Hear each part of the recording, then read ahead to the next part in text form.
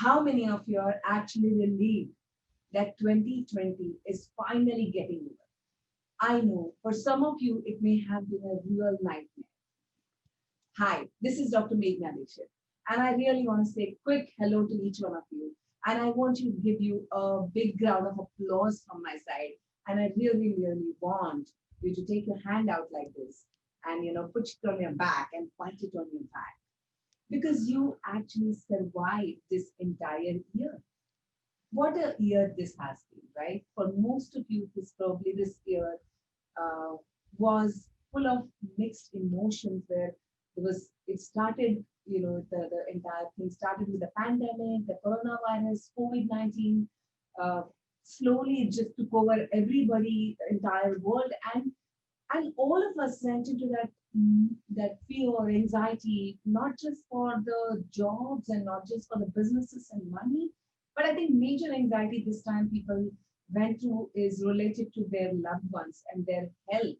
And most of you, like even me, for some time I was kind of like, till I could figure out what's this whole pandemic is, there was a there was a there was a worry, there was a chaos inside me in terms of there are elderly people at home. I'm seeing other people, those who are like my students, my clients, and people stuck here and there. There was worry, there was anxiety, there was fear, isn't it? And for so many of you, maybe you lost your jobs or maybe you lost your businesses, you kind of everything just came crashing down on you. And I totally get you. And that's the reason I wanted to say that congratulations.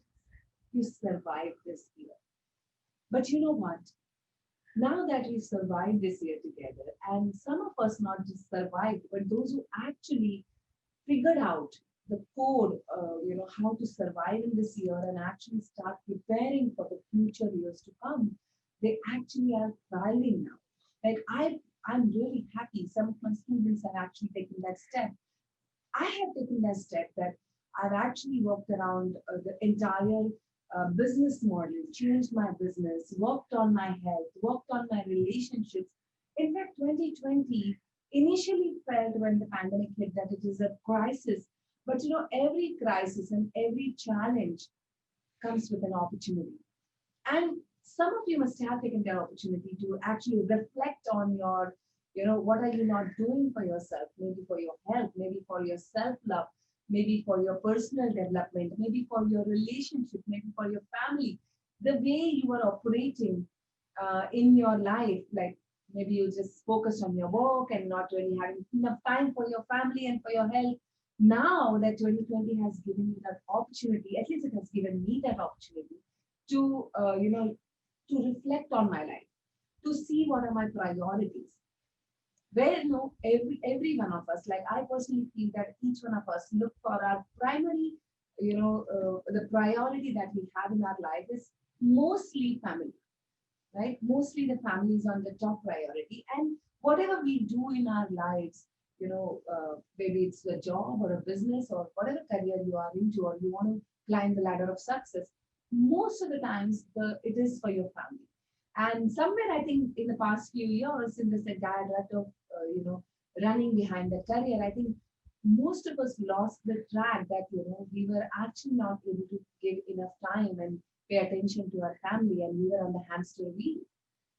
Uh, but thankfully, the 2020 has given us that opportunity to work from home, work at home. And I think personally in my life, I would say that it has improved my relationships drastically. It has brought the entire family together. We have plenty of time together, and we realize that we don't really need a lot to be happy. We haven't traveled this entire year at all. Generally, we take vacations, etc. But the 2020 has been like a vacation where you actually have time to spend your family. But I understand for some of you, the worries still continue. The money challenges are still continuing. But my only suggestion to you is when you are ending 2020, what I want you to do is I don't want you to just simply, complain and simply worry and simply think about how 2020 has been bad for you. My suggestion to you is, and what I am also doing is, I am sitting down and I'm actually reflecting on my entire 2020. I'm slowing down this week and I'm actually writing down what have been my biggest achievements in this year, including my health, including my relationships, my career, and money aspects. So I would suggest that take up all your four aspects and take account of what have been your achievements in those areas. And maybe if you feel that you haven't really made a lot of money, but I would suggest that you look at it that how much money that you saved this year. Probably not, not overspending and really staying in your own means. So every cloud has a silver lining. Every challenge has an opportunity. Reflect on your year. I also want you to reflect on your failures. Yes, I had a lot of failure this year itself. Okay, because I was building up my business online, and I'm not an online person. At least I believed back then that I'm not an online person. I need to be with people, need to be in the same room. I like hugging people. I like talking to people. I like holding their hands. And here I was talking to a camera, just like now I'm talking to you. And I was not really comfortable with that. See, mental block, right? Every one of us has that block. And when I started, I just failed. I couldn't really do well in my business. And not once, there were multiple times that I went to up and down in my work that I do online now to finally stabilize it. So some of my failures have given also me biggest learnings because from those failures, I did not just cut down my goals and dreams, and I did not give up that okay, I'm not an online person, I'm not a technologically savvy person, so I will not do it. No, I you can only learn from your failures and you look at the look at the gaps and fill up those gaps. So be it if it is needed to be camera facing and talking to the camera and making an effort, making sure, not just an effort, but making sure that you talk to your audience and connect with them, whatever it takes for that. Making sure that you learn some technology that helps you to build your, connection with people. So whatever it is, I filled those gaps in this, whenever I faced and whenever I saw the gaps. And today I'm up and above and the business is running really, really well. I am so ready for 2021. I want to ask you this question. Are you ready for 2021?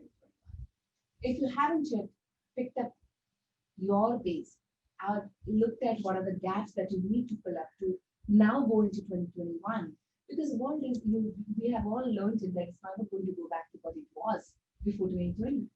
So why not just look at what were the winner, what are the successes that you got, what are some of the lessons that you learned, and what are some of the things that you would like to be thankful for? Yes, make a list of what you're grateful for 2020. Look, I personally am very grateful for this pandemic because it gave me a lot rather than taking from me. And that only could happen because I started focusing on what can I do to improve my life in this situation. Complaining, cribbing about the situation is not going to change the situation, but what actions do you take? What do you learn? How do you grow in your life? And what can you adapt? How do you disrupt? How do you innovate? All of these words are for all of us, not just for the people, those who are making big businesses. It's for all of us. You have to innovate and disrupt in your health, in your relationships, in your career. You have to be innovative. You have to be creative. Every area of your life. So, what are you going to do now onwards?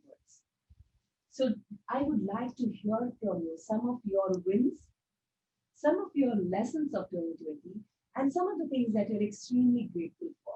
If you watch this video till now, then I really, really want you to comment in the comment box and tell me your wins, your lessons, and your what are you grateful for.